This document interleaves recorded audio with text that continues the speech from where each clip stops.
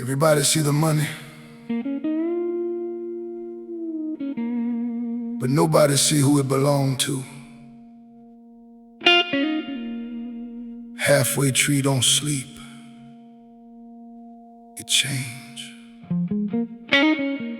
Everybody sees the money in Halfway Tree, but nobody sees who it really belongs to. By the time the last bus groans to a stop and the final rush of office workers disappears into the night, Halfway Tree doesn't sleep, it transforms. The bright noise of the day fades, but something deeper wakes up. The air gets heavier, the laughter gets quieter, and the movements become more careful. If you ever stand still long enough at that hour, really stand still, you'll notice it. The shift, the way conversations lower, the way certain men don't speak much, but somehow everything moves around them. The way deals happen without money ever touching a hand. And if you listen closely, you might hear someone say it. Every man out here owes somebody. Not loud, never loud. Because some things in Halfway Tree are not meant to be said, only understood. The street lights flicker like the tired are watching. A taxi idles at the corner, engine humming low, driver leaning back with one eye open. Vendors pack up slow, not because they have to, but because timing matters. Everything here has a rhythm, and if you move out of sync, the streets will remind you. Because what most people don't understand is this: Halfway Tree has two economies. One you can see, and one you can't. During the day, it's simple. People buy, people sell, money changes hands. It looks like business, honest hustle, survival. But when night falls, money becomes secondary. Because what really moves things is what people owe. And that's where this story truly begins. There was a boy who used to stand near the same corner every evening, not because he wanted to, but because he had to. Life didn't give him many choices. His shoes were worn thin, his pockets always light, and his stomach never fully satisfied. He learned early that in Kingston, especially in Halfway Tree, you don't survive by waiting, you survive by watching. So he watched. At first, it was just curiosity. People passing, money exchanging, vendors shouting prices, taximen arguing routes, nothing unusual. But then he started noticing patterns. The same men always doing well. The same vendors always getting prime spots. The same drivers always getting passengers first. And then the others, the ones who work just as hard, maybe even harder, but never seemed to move forward. They stayed stuck. Same spot, same struggle, same tired look in their eyes. And that didn't make sense to him, because if this was just about hard work, everybody should have a chance. But they didn't. And that's when he started paying closer attention, not to the noise, but to the silence. Because the real business in Halfway Tree doesn't happen where people are looking. It happens in between, in the pauses, in the moments nobody thinks matter. Like the first time he saw it. Two men standing under a dim streetlight. No shouting, no bargaining, no visible exchange. Just a quiet conversation, then a handshake.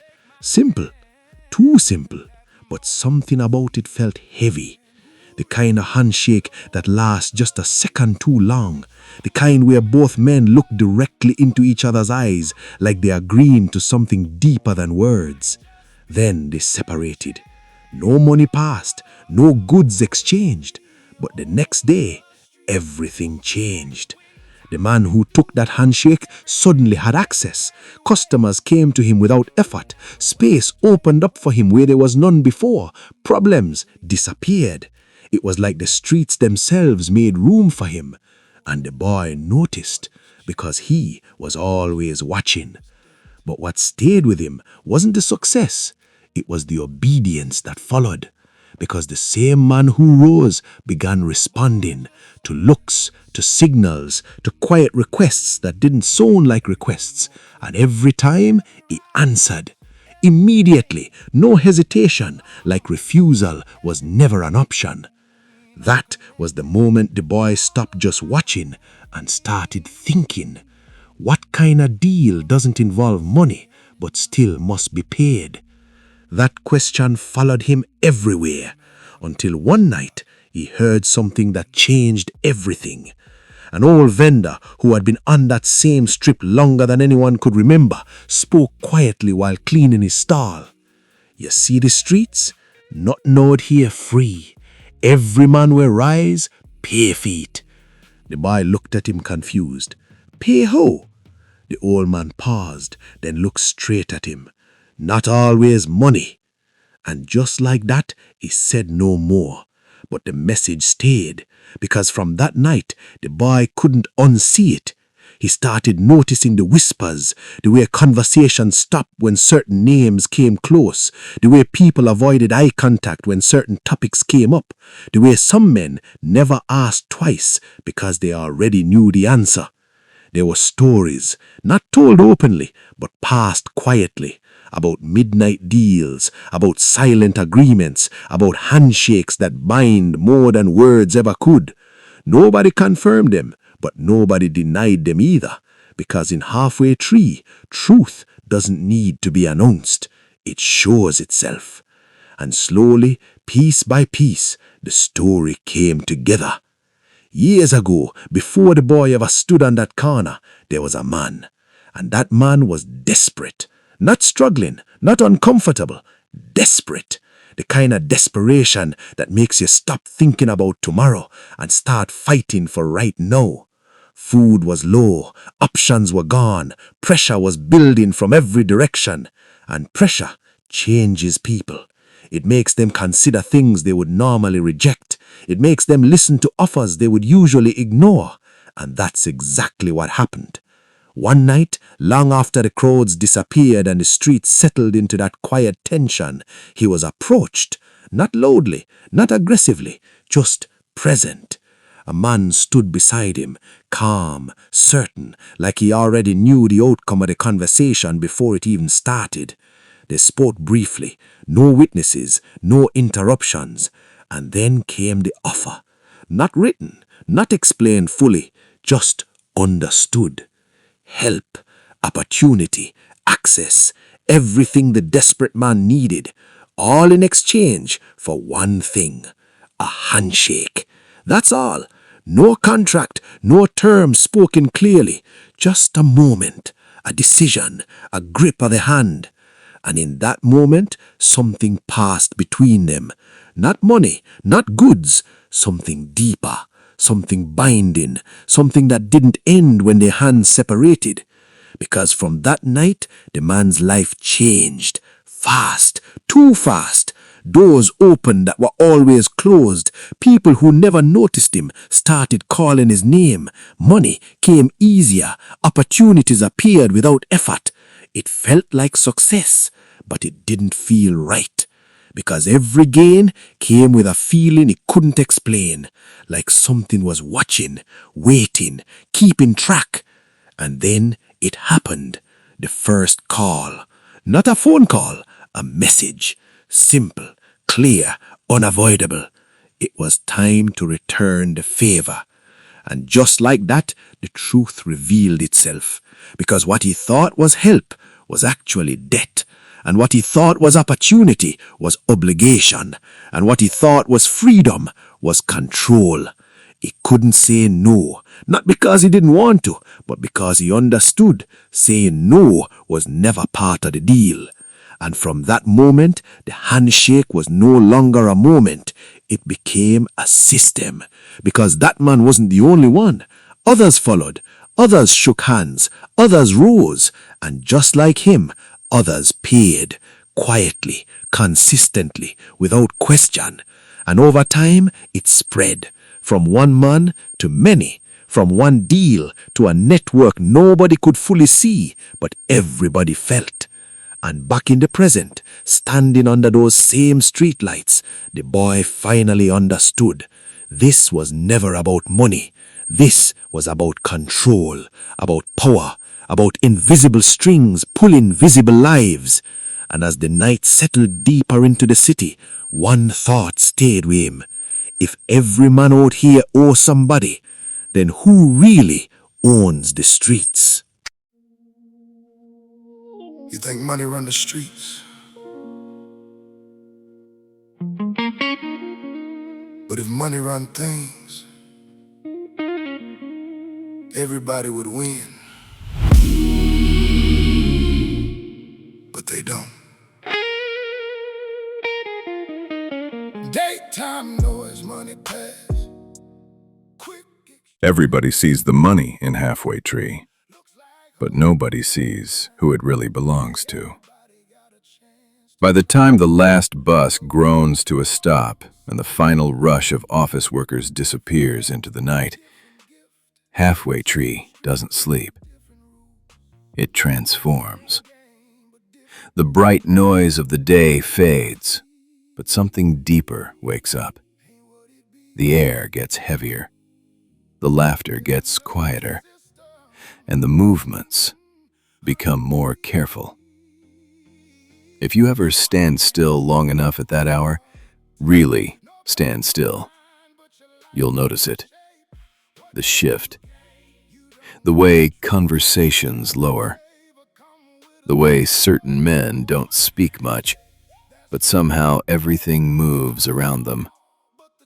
The way deals happen without money ever touching a hand. And if you listen closely, you might hear someone say it. Every man out here owes somebody. Not loud, never loud.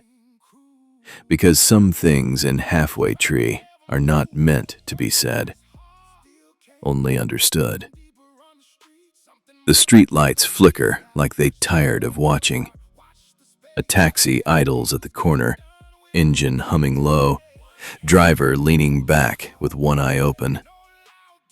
Vendors pack up slow, not because they have to, but because timing matters.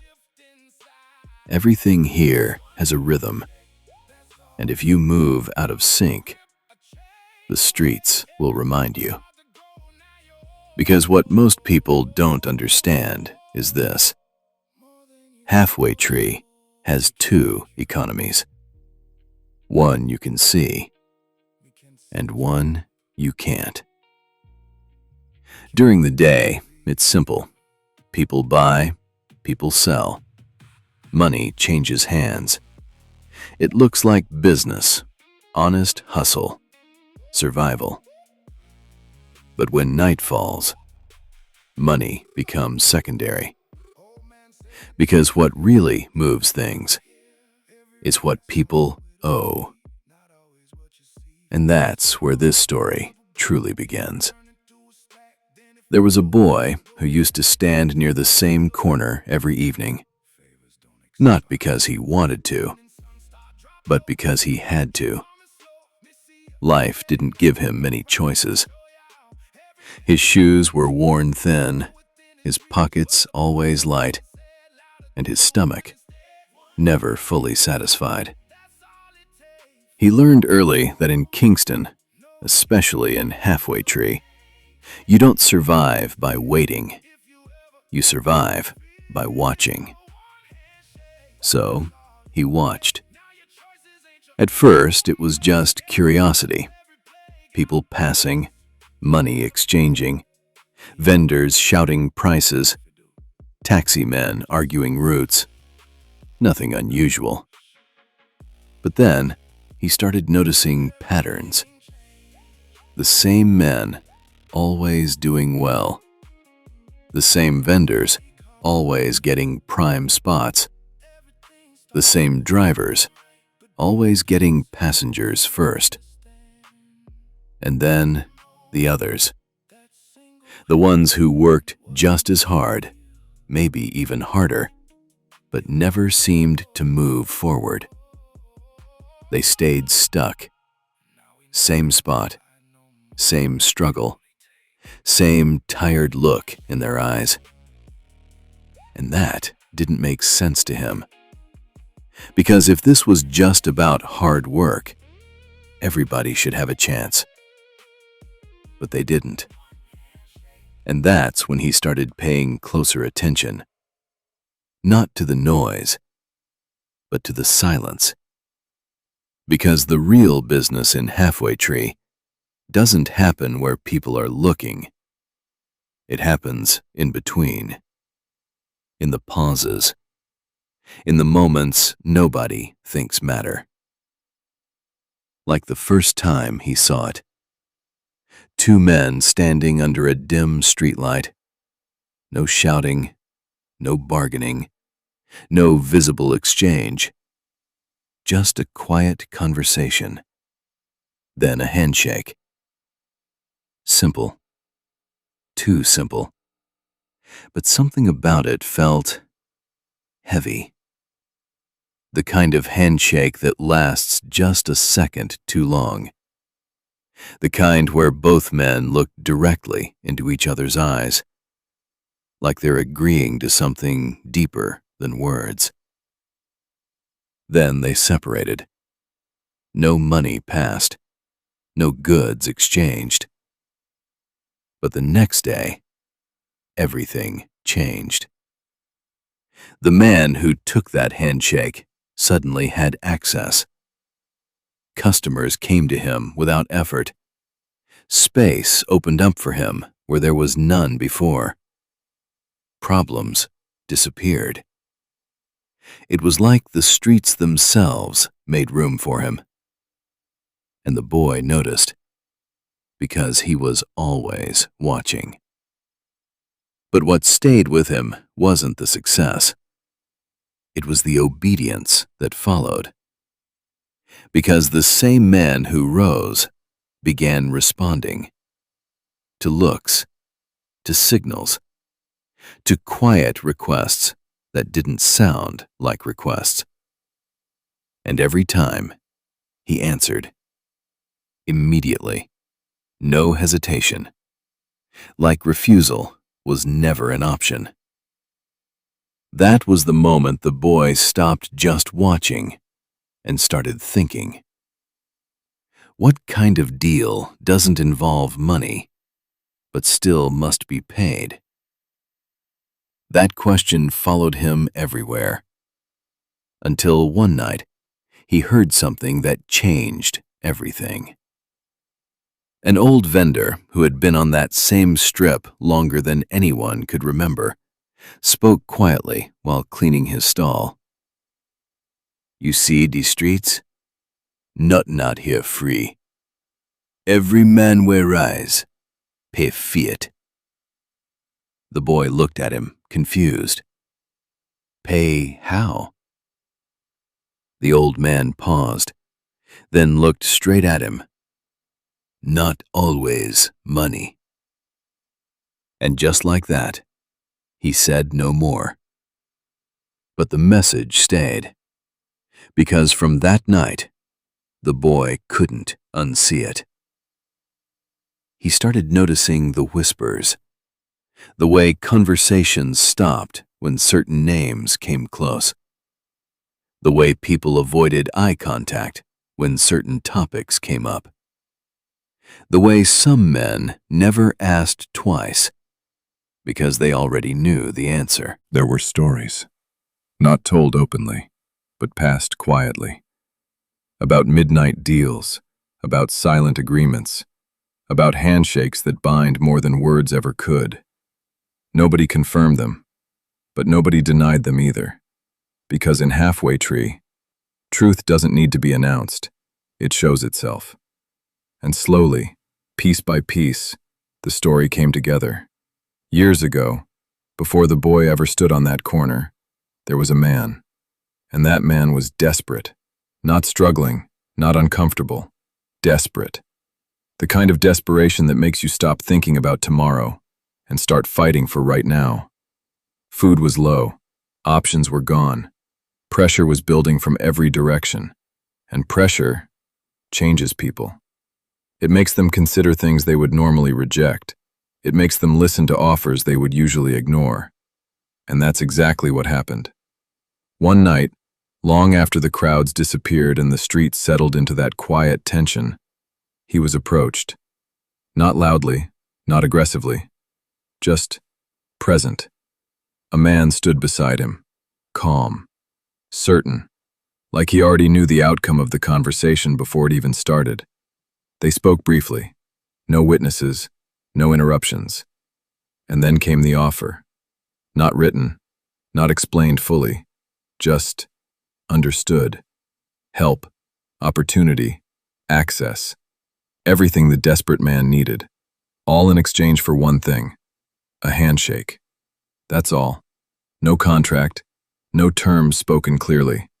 Just a moment, a decision, a grip of the hand. And in that moment, something passed between them. Not money, not goods. Something deeper, something binding. Something that didn't end when their hands separated. Because from that night, the man's life changed. Fast. Too fast. Doors opened that were always closed.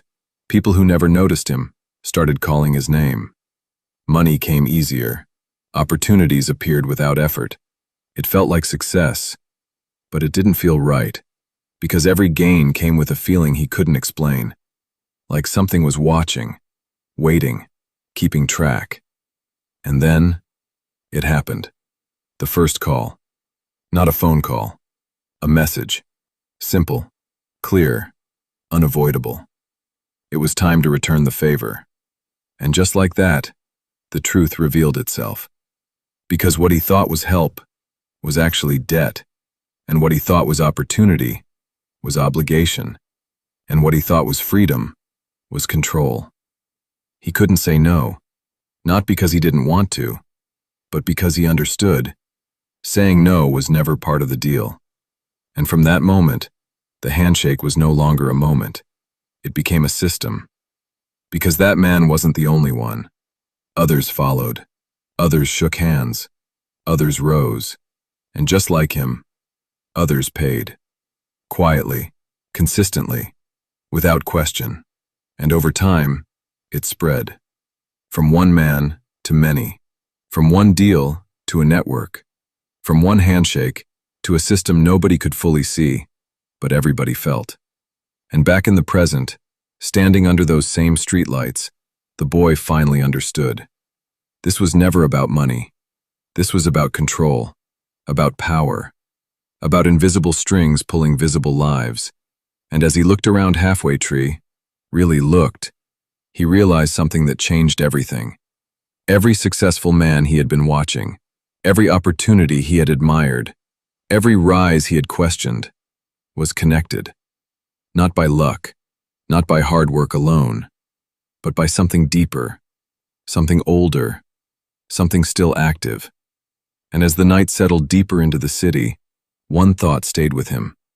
If every man out here owes somebody, then who really owns the streets? Success feel different when it come too fast.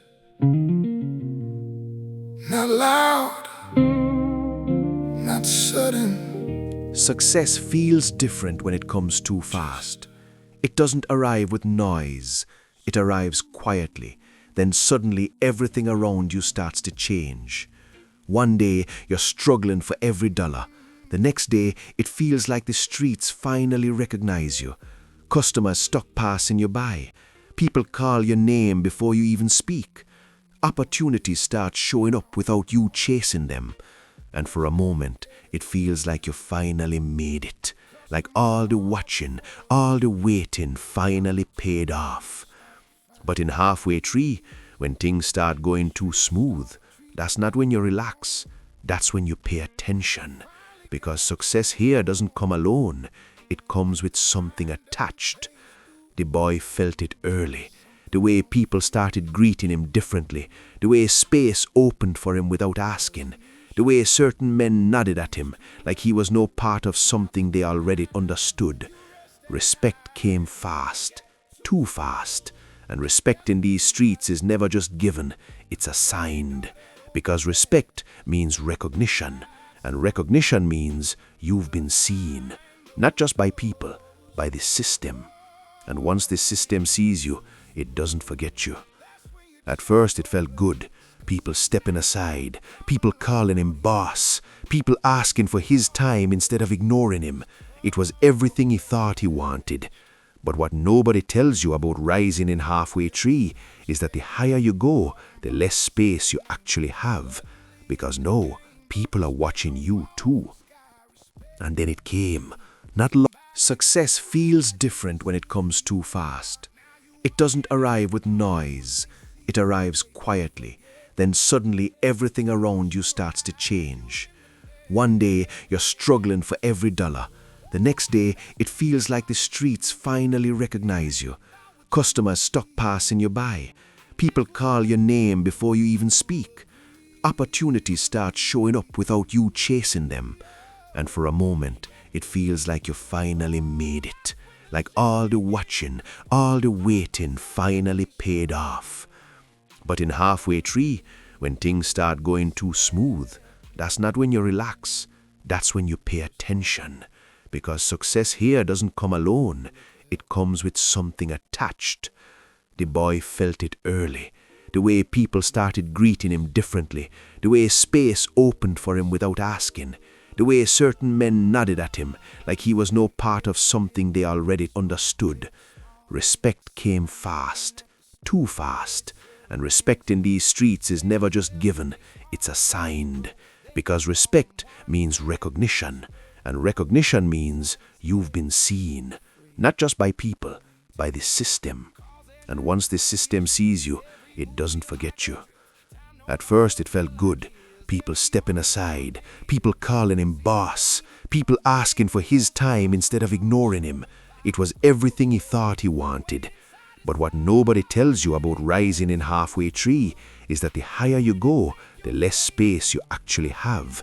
Because no, people are watching you too. And then it came. Not loud, not dramatic, just expected.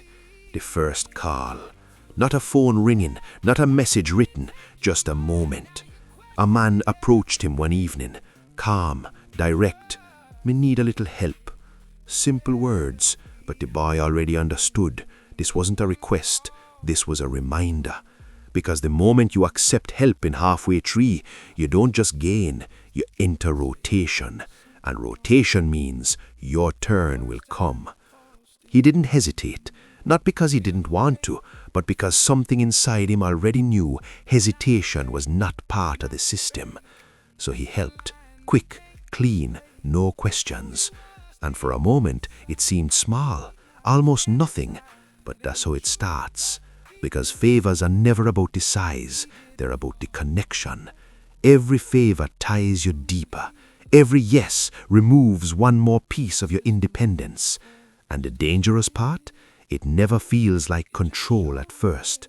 It feels like cooperation, like networking, like helping each other win. Until it isn't. Because what people don't understand is that favors don't stay where they start. They move from one person to another, from one situation to the next. And before you realize, you're not dealing with one person anymore. You're dealing with many. Different faces, different voices, different expectations, all connected by something you can't see, but you can definitely feel. The web started forming around him slowly. One introduction turned into two, two turned into five, five turned into more than he could track. And each one came with history, with connections, with expectations already attached. That's when it changed. Because no, it wasn't about one debt anymore. It was about many. And the more people involved, the harder it became to keep track of what he owed and who he owed. And that's how control works. Not by force, but by complexity. Because when things get complicated enough, you stop trying to escape. You just try to manage it. His time stopped belonging to him. Calls came at any hour. Requests showed up without warning. Plans had to change instantly. Because when someone calls in a favor, it doesn't matter what you're doing, you respond. And the more he responded, the less control he had over his own life. Sleep became inconsistent, focus became difficult, peace disappeared. Because no, he wasn't just living, he was maintaining balance, maintaining relationships, maintaining the system that now included him. And with that came pressure. Not loud pressure, not aggressive pressure, the kind that sits in your chest quietly, the kind that reminds you constantly you cannot afford to feel. Because failure doesn't just affect you, it affects everyone connected to you. And in a system built on obligation, disappointment is dangerous. That's when he noticed something that shook him. He started acting the same men he once watched. Short conversations, quick decisions, no hesitation. People now came to him asking for help, and without thinking, he started saying yes. Because now he understood the system, and without realizing it, he became part of it. Not just inside it, part of how it runs. Because now others owed him, and collecting a debt feels different than owing one. At first he resisted it. He didn't want to pressure anyone, didn't want to become that kind of person. But the system doesn't work on feelings, it works on balance. And balance must be maintained. So he started enforcing, quietly, carefully, but firmly. And every time he did, something inside him shifted. Because no, he wasn't just surviving the system, he was helping it continue. That's when the pressure turned inward. Because it's one thing to be controlled, it's another thing to realize you are now controlling others. Sleep became harder, thoughts got louder, trust became difficult. Because now he understood too much. Every conversation felt layered, every opportunity felt attached, every relationship felt conditional. And that's how the trap closes, not around your body, around your mind. Because once you start questioning everything, you stop feeling free, even when nothing is physically holding you. And the cost didn't stop with him, it reached into his relationships. Friends started noticing changes, less availability, more tension, different energy. Conversations became shorter, trust became thinner, because he couldn't explain what was happening. And even if he tried, some things are not meant to be spoken, especially not in a system built on silence.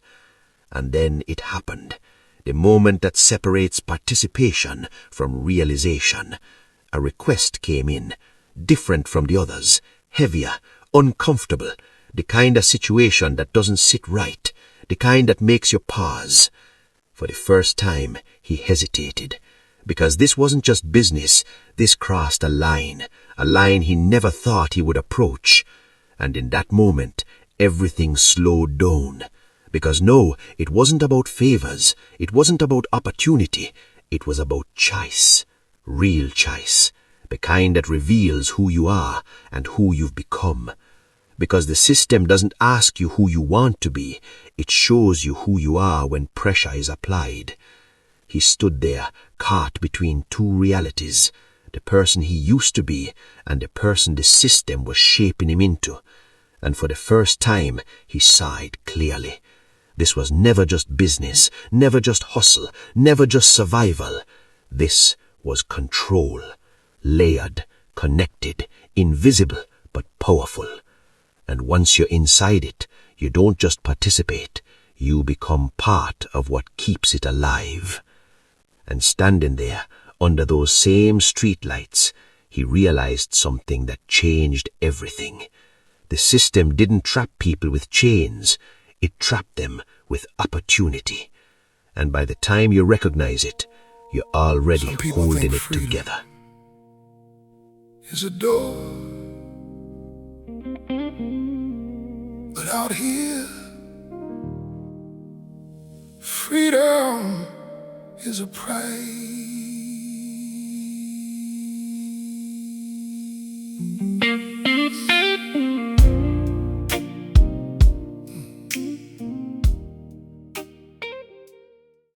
Some people think freedom is a door, like all you have to do is decide to walk away. But in Half-Way Tree, Freedom is not a door, it's a price. And the moment you start thinking about leaving is the moment the system starts watching you differently. It didn't happen all at once. It started as a thought, a quiet one, a question that kept returning at the worst times. What if I stop? What if I say no? What if I walk away from all of this? At first, he pushed it aside because everything around him still looked like success. Money was coming, respect was there, people moved when he moved. But inside, something didn't feel right anymore. Because once you understand the system, you can't pretend you don't see it.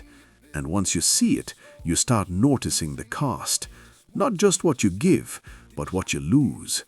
Peace, time, choice. And slowly, that thought grew louder until it wasn't just a thought anymore. It became a decision waiting to happen. But in Halfway Tree, deciding to leave is not the same as leaving. Because the system does not ask you if you're ready. It tests you. And the first test is simple. Say no. That's all. Just once. Just one refusal. And you will understand everything. It happened on a night that felt like any other.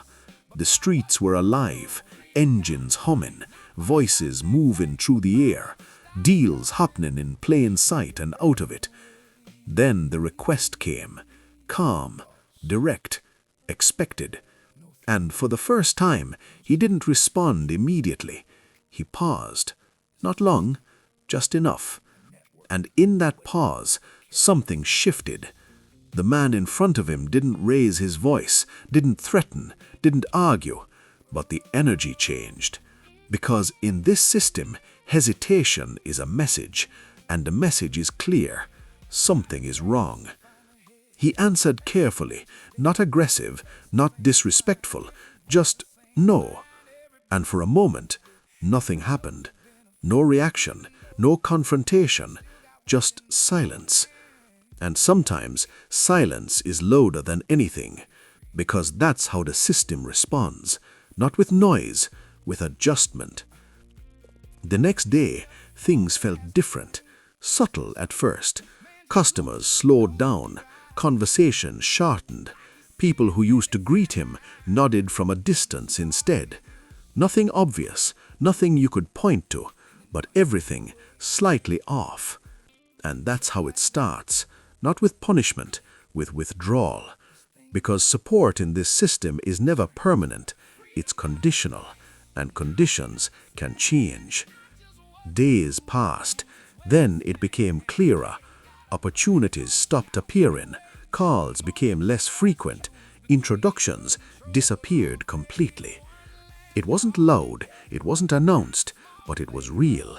The streets had started turning cold.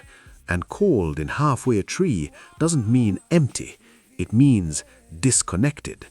Because now he was no longer flowing with the system, he was resisting it. And resistance stands out. That's when he realized something deeper. There was no single person controlling this, no boss, no leader sitting at the top. Because every time he tried to trace it back, it led somewhere else. Different people, different connections, different layers, all linked but never centered. And that's what makes it powerful, because you can't confront something if you can't find where it begins. The system isn't a person, it's a network, a living structure built on obligation, and everyone inside it keeps it alive. That's why it can't be easily broken, because breaking it doesn't just affect one person, it affects everyone connected to it. And when everyone depends on it, everyone protects it, not out of loyalty, out of necessity. That's when the truth became clear. Nobody is really in control, not fully.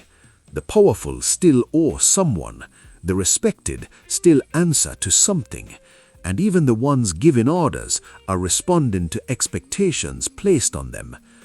Everyone is part of it, everyone is carrying it, and everyone is trapped in it in their own way. That's the illusion.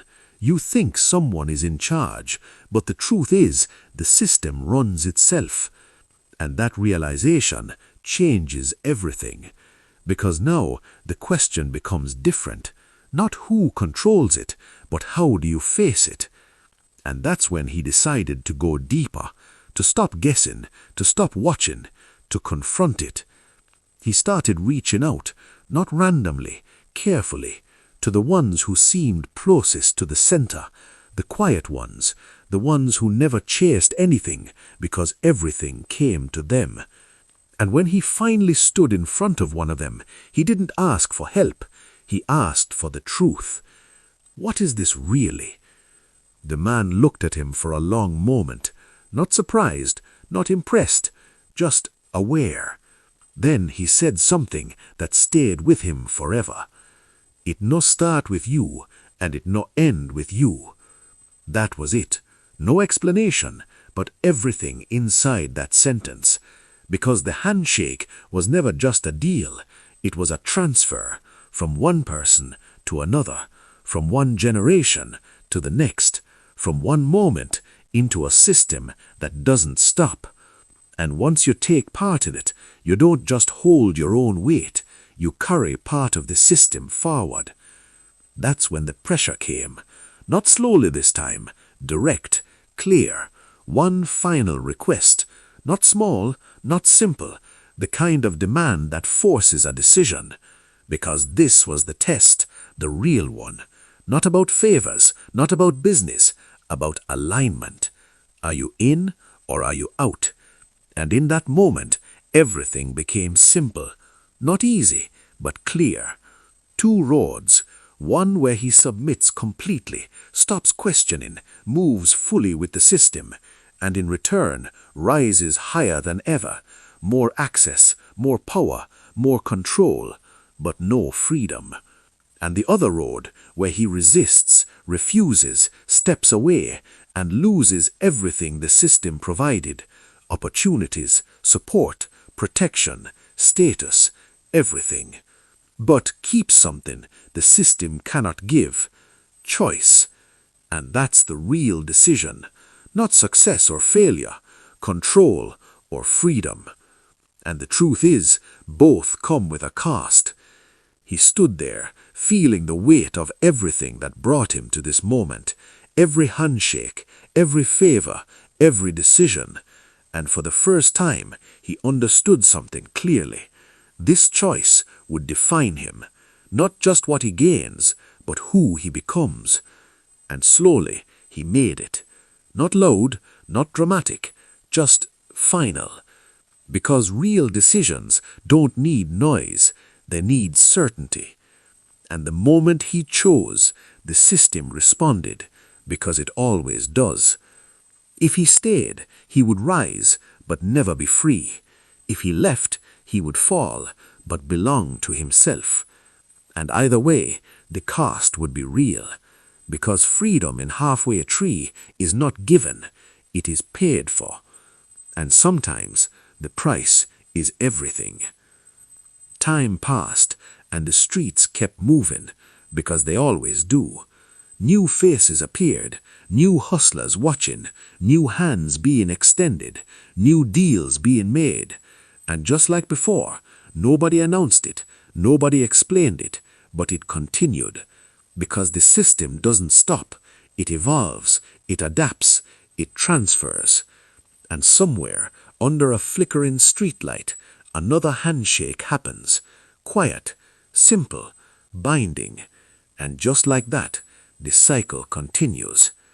And if you ever find yourself standing still long enough in Half-Way Tree, watching, listening, paying attention, you might realize something that changes how you see everything. Every opportunity, every connection, every success, every rise might not be what it looks like. Because in these streets, every handshake still matters. The only question is, when your moment comes, what will yours cost?